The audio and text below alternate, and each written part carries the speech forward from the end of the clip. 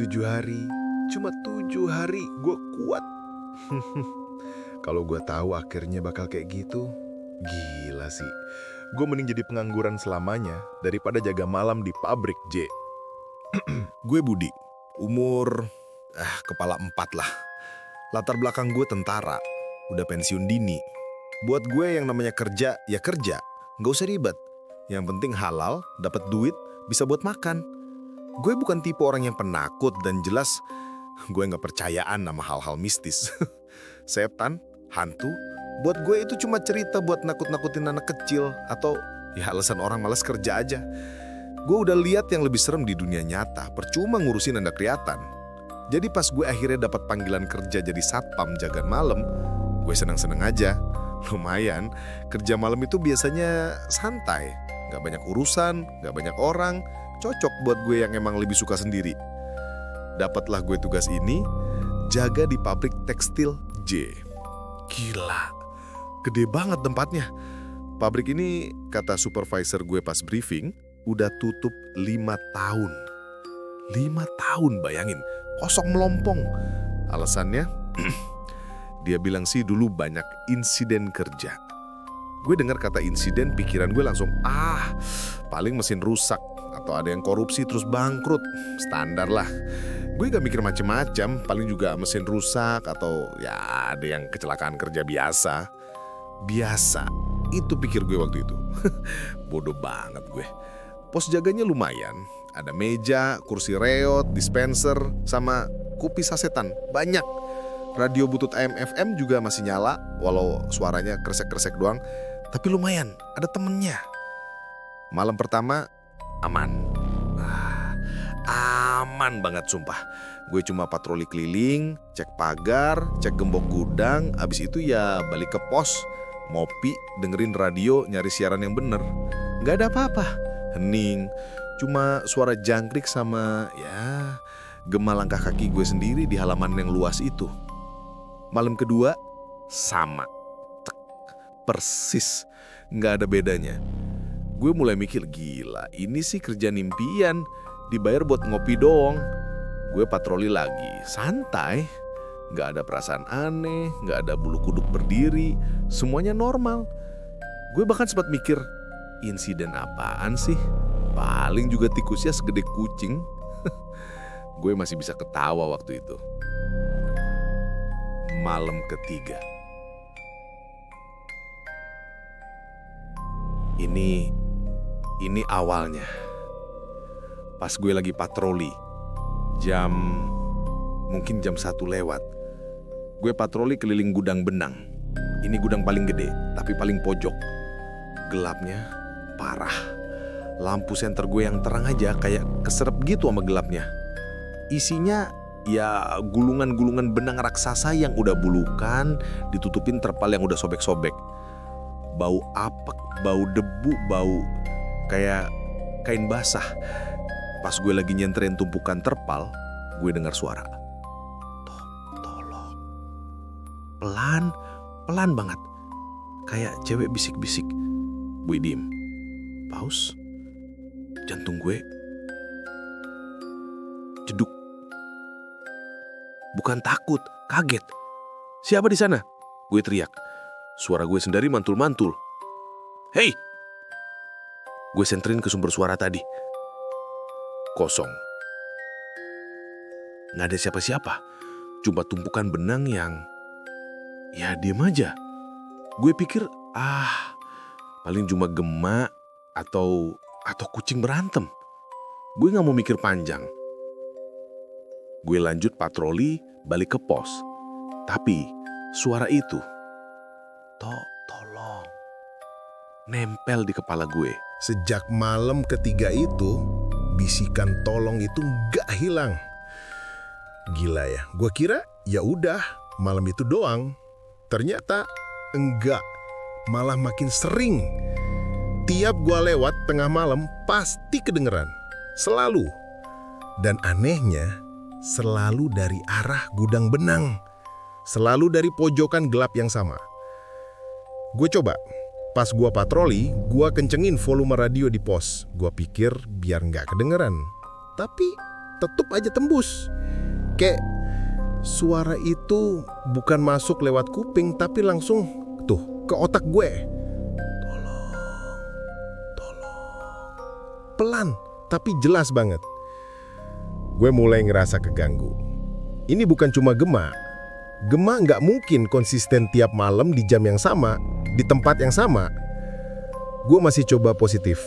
Mungkin ada orang iseng, anak-anak kampung nyelinap. Tapi pagernya tinggi banget, kawat duri semua. Gak mungkin ada yang bisa masuk segampang itu tanpa ketahuan. Dan ngapain juga iseng nakutin satpam? Gak lucu. Gue mulai ngerasa aneh. Malam keempat, gue udah siap.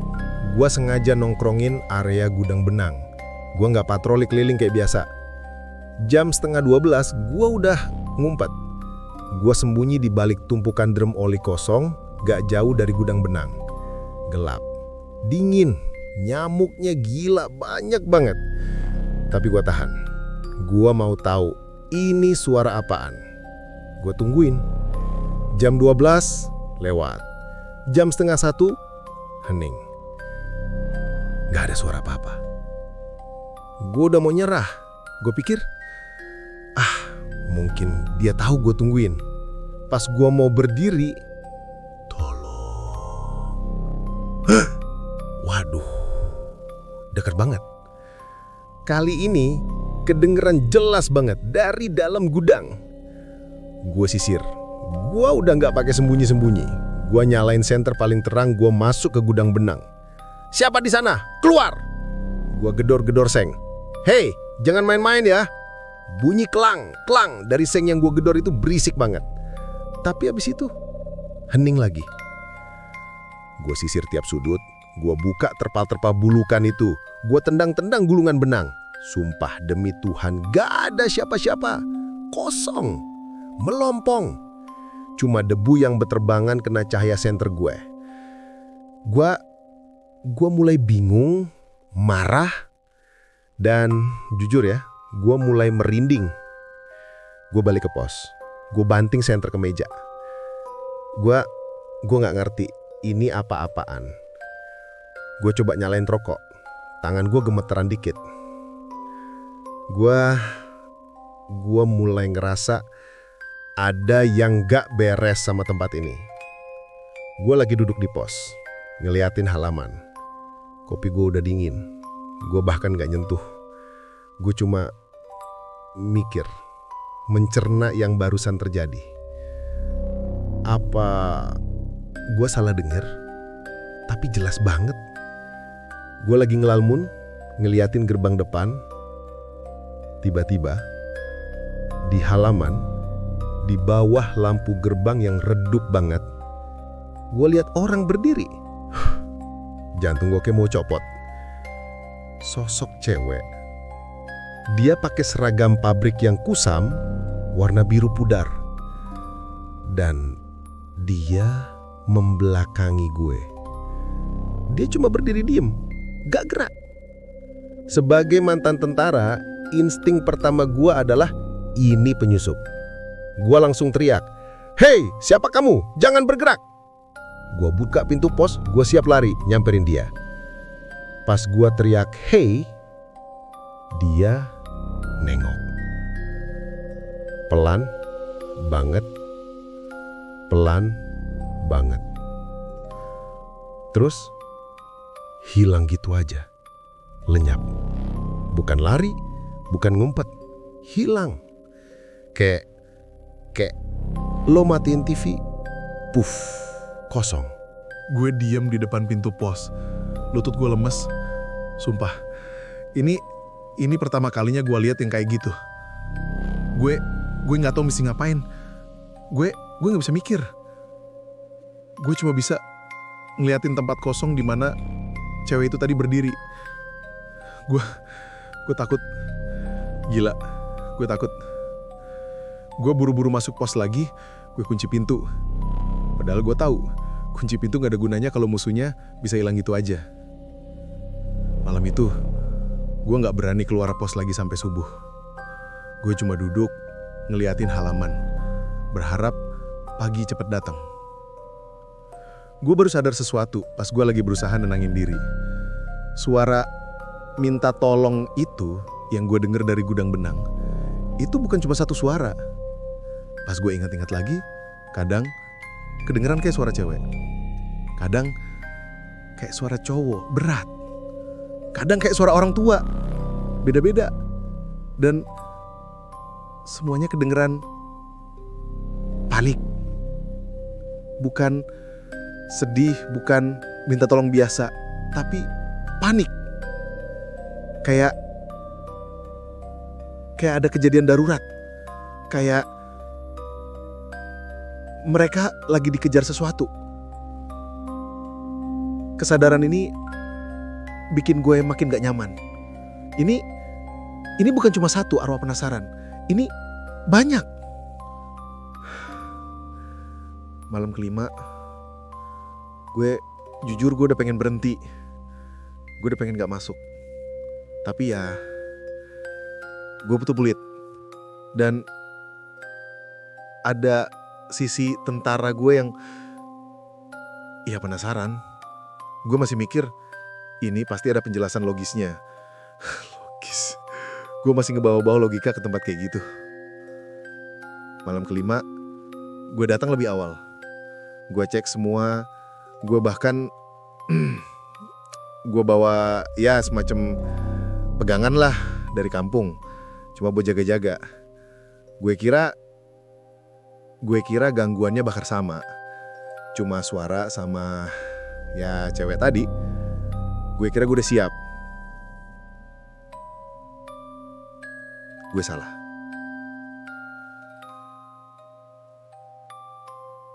Jam 12:30, gue lagi di pos, nggak patroli. Gue udah putusin, gue nggak bakal patroli lagi. Gue diem aja di pos. Tiba-tiba, lampu di gedung pabrik utama nyala. Bukan satu, semua lampu-lampu neon panjang di dalam gedung produksi, zrut, nyala semua. Terang benderang. Padahal listrik udah diputus bertahun-tahun sama PLN. Gue tahu, gue lihat sendiri box panel utamanya udah digembok, udah karatan, nggak ada aliran listrik sama sekali ke gedung itu. Tapi itu nyala, terang, kayak pabrik masih operasi. Gue cuma bisa melongo. Ini nggak mungkin. Ini nggak mungkin. Lampu itu ternyata baru pembukaan. Gue masih bengong ngeliatin gedung utama yang terang benderang itu. Masih berusaha nyari penjelasan logis. Mungkin ada genset, tapi di mana? Gak ada suaranya. Gue lagi mikir gitu. Tiba-tiba gue denger suara. Bukan bisikan. Suara rum. Kayak mesin diesel tua dinyalain. Terus klak, klak, klak, klak. Mesin-mesin jahit raksasa di dalam gedung itu nyala. Mesin tenunnya nyala. Gue bisa denger wir, klak, klak, klak, klak, klak, klak. Suaranya menderu-deru, berisik banget, gila. Ini berisik banget. Kayak pabrik lagi produksi penuh. Kayak ada ribuan orang lagi kerja di dalam. Lantai pos jaga gue bergetar. Getar. Gue bisa ngerasain vibrasinya di kaki gue. Ini bukan ilusi suara. Ini beneran. Suara mesin tenun, mesin jahit, mesin pemotong kain, semua campur aduk. Berisiknya minta ampun. Gue panik. Gue coba cari pegangan. Gue raih radio butut di meja gue. Gue nggak tahu. Mau coba kontak siapa? Supervisor, polisi. Gue puter-puter knopnya, mati total. Bahkan suara kresek-kreseknya hilang. Cuma diam. Gue cek HP gue. Nggak ada sinyal, hilang. Padahal tadi pas datang sinyal penuh. Ini benar-benar hilang. Tidak ada layanan. Gue terisolasi. Gue sendirian. Dan gue nyium bau. Bau aneh. Bau kayak kain kebakar. Bukan kebakar biasa. Kayak kain sintetis, kain nilon, kebakar. Bau sangit, bau plastik. Nusuk hidung banget. Baunya kayaknya dari ventilasi. Di tengah suara mesin yang bising gila itu, suara minta tolongnya balik lagi. Tapi bukan bisikan, bukan satu-satu, sekarang jadi ratusan. Tolong, panas, tolong kami, api, keluar, nggak bisa keluar, panas, Mereka teriak-teriak.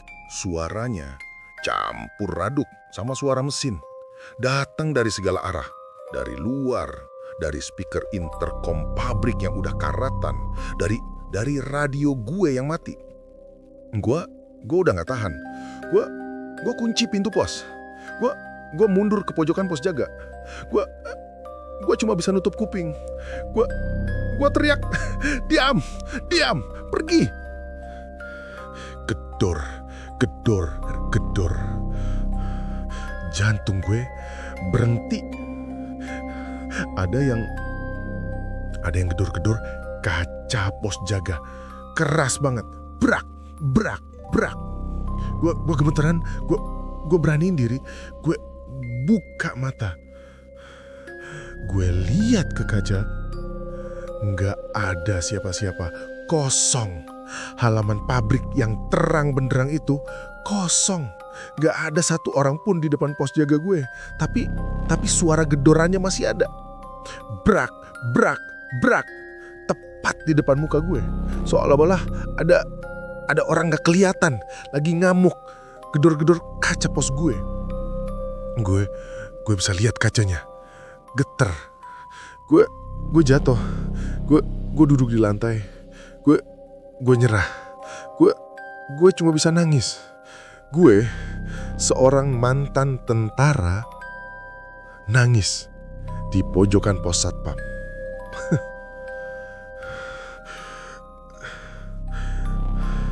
Gue di pojokan itu mungkin 1 jam, 2 jam, gue gak tahu. Suara mesin, suara teriakan, suara gedoran, semuanya campur aduk. Gue udah mati rasa. Terus pelan-pelan otak gue mulai mikir. Gue sadar, ini bukan arwah penasaran biasa. Ini rekaman kejadian. Gue ingat supervisor gue bilang insiden kerja. Ini insidennya. Mereka nggak minta tolong ke gue. Mereka nggak gedor-gedor pos gue. Mereka mengulang terus insiden yang bikin pabrik ini tutup. Mereka terjebak di malam itu. Suara mesin yang nyala, lampu yang nyala, teriakan panas, api, bau kain kebakar. Ya Tuhan, ini bukan insiden kerja. Ini kebakaran hebat, dan mereka semua udah lewat di dalam. Terjebak, nggak bisa keluar. Kesadaran ini bukannya bikin gue tenang, malah bikin gue lebih takut. Gue lagi nonton rekaman tragedi ratusan orang, dan gue nggak bisa matiin rekamannya. Malam ke-6, gue nggak tahu kenapa gue masih datang. Gila, mungkin gue butuh duit banget. Atau mungkin gue bego aja. Gue udah gak berani patroli jelas. Bahkan gue gak berani keluar dari pos jaga. Gue datang, gue kunci pintu, gue duduk di pojokan. Gue cuma nunggu. Gue udah gak peduli lagi. Gue cuma pasrah. Gue cuma diam di pos sambil ya baca-baca doa. Apapun yang gue ingat, gue cuma pengen ini cepat selesai. Gue cuma pengen pagi datang, jam 12 lewat. Gue udah siap. Gue udah siap dengar suara mesin. Gue udah siap dengar teriakan-teriakan itu. Gue udah siap sama rekamannya. 1 jam, hening. 2 jam, hening. Tiba-tiba, semua suara mesin mati. Lampu-lampu di gedung utama, klek, mati. Teriakan-teriakan, hilang. Semuanya hening total. Gelap, total. Sunyi, senyap. Dan jujur, ini jauh lebih serem. Jauh lebih serem daripada suara ribut kemarin. Heningnya itu kayak nunggu. Kayak ada sesuatu yang nahan apes, nungguin gue. Gue di pojokan, gue nahan napas, gue nggak berani gerak, gue nggak berani bikin suara sedikit pun. Gue coba nyalain radio, masih mati. Gue coba nelpon supervisor, sinyal tentu aja masih mati. Gue sendiri, bener-bener sendiri, di tengah kegelapan total, di tengah kesunyian yang memekakan telinga. Gue bilang ke diri sendiri, gue bisik-bisik, Budi, lu tentara. Ini cuma ilusi. Ini nggak nyaka. Mereka nggak bisa nyakitin lu. Ini cuma ilusi. Bentar lagi pagi, bentar lagi kelar. Tahan Bud, lo kuat. Gue cuma pengen pagi. Gue cuma pengen lihat matahari. Gue udah gak peduli soal kerjaan. Gue cuma pengen selamat. Gue cuma pengen keluar dari sini. Gue nggak tahu berapa lama gue di pojokan. Tiba-tiba gue ngerasa aneh. Gue ngerasa diliatin. Gue nggak tahu gimana jelasinnya. Kayak ada banyak mata ngeliatin gue dari luar, dari kegelapan. Gue harusnya gue nggak boleh, tapi gue nggak tahan. Rasa diliatin itu kuat banget. Gue memberanikan diri. Gue ngintip dari jendela pos jaga. Kesalahan terbesar gue. Di sana, di halaman pabrik, di bawah rembulan, puluhan sosok berdiri, diam, nggak bergerak. Semua pakai seragam pabrik, kusam.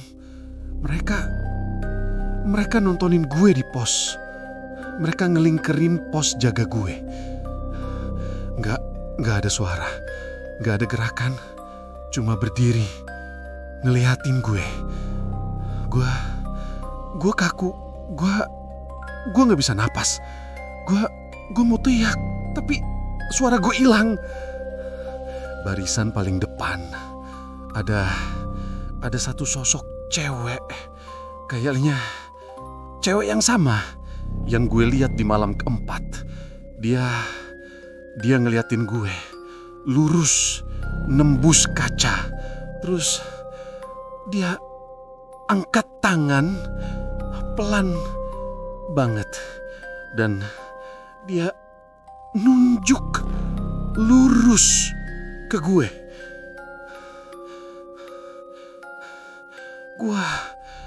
Gue akhirnya paham.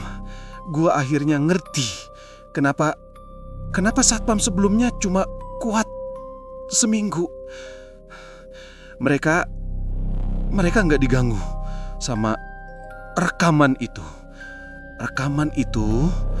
Rekaman kebakaran itu cuma acara pembuka.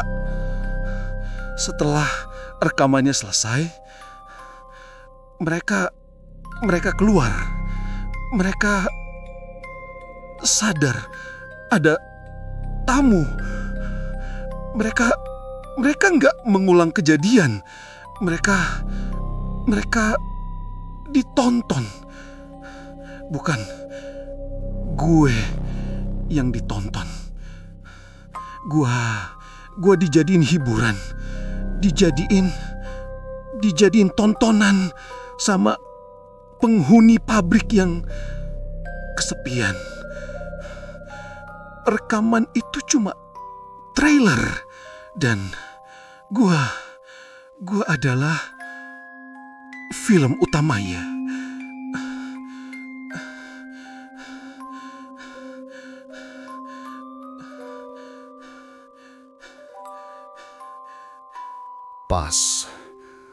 Pas sosok cewek itu nunjuk gue.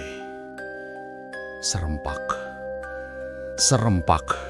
Puluhan sosok itu mulai jalan. Bukan lari, jalan. Pelan-pelan. Banget. Tapi barengan. Mereka jalan mendekat ke pos jaga gue. Nggak ada suaranya.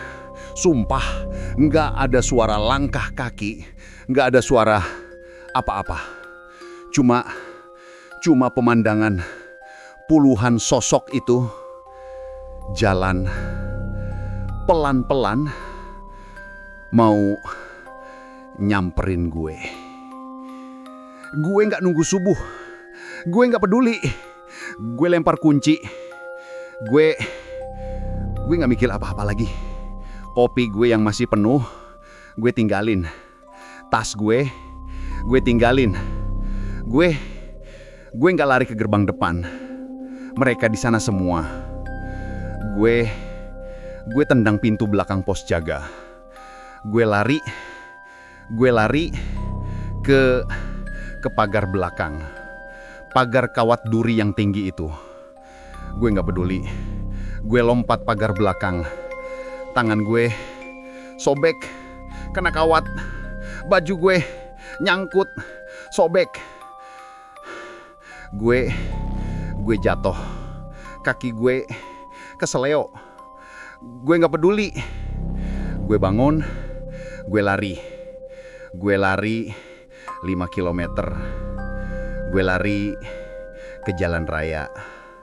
Gue lari tanpa nengok ke belakang. Gue nggak berani. Gue takut. Gue takut kalau gue nengok mereka. Mereka ada di belakang gue. Gue lari sampai gue nemu warung rokok 24 jam di pinggir jalan raya. Gue jatuh di situ. Gue gemeteran. Abang yang jaga warung, dia ngeliatin gue kayak ngeliat orang gila. Gue di situ sampai pagi. Besok paginya, gue nggak berani balik. Gue cuma SMS supervisor gue. Gue ketik, saya berhenti. Itu aja. Dia balasnya cepat. Singkat banget. Dia cuma balas, oke, gaji seminggu diambil di kantor. Oke, itu aja. Dia nggak kaget sama sekali. Dia nggak nanya kenapa pak. Dia nggak nanya ada masalah. Dia udah tahu. Gue baru sadar. Gue satpam kelima dalam 2 bulan terakhir. Waktu gue ambil gaji, gue ketemu supervisor itu di kantor. Siang-siang jelas. gue berani nanya, Pak, emang pabrik itu isinya apa sih? Dia ngeliatin gue lama. Terus dia nyalain rokok. Dia bilang, makanya Pak, satpam sebelumnya gak pernah mau patroli. Gue diam. Dia lanjut, mereka pintar. Mereka cuma duduk di pos, kunci pintu, main HP. Gak pernah keliling, gak pernah ngeganggu. Gue baru sadar. Gue diganggu separah itu bukan bukan karena gue sial. Karena gue terlalu rajin. Karena gue mantan tentara. Gue disiplin. Gue patroli. Gue yang bangunin mereka. Gue yang nemuin bisikan di gudang benang itu. Kalau aja gue kayak satpam lain, males-malesan, cuma duduk di pos, mungkin gue bakal aman. Gila sih. Ternyata jadi mantan tentara gak ada gunanya. Semua latihan gue, semua keberanian gue gak ada artinya kalau musuhnya udah gak napak di tanah. Dan bener aja, pas gue pulang dari kantor itu, gaji seminggu gue pegang irat-irat. Gue lihat di gerbang pabrik itu ada spanduk baru, masih bau cat. Dicari satpam jaga malam.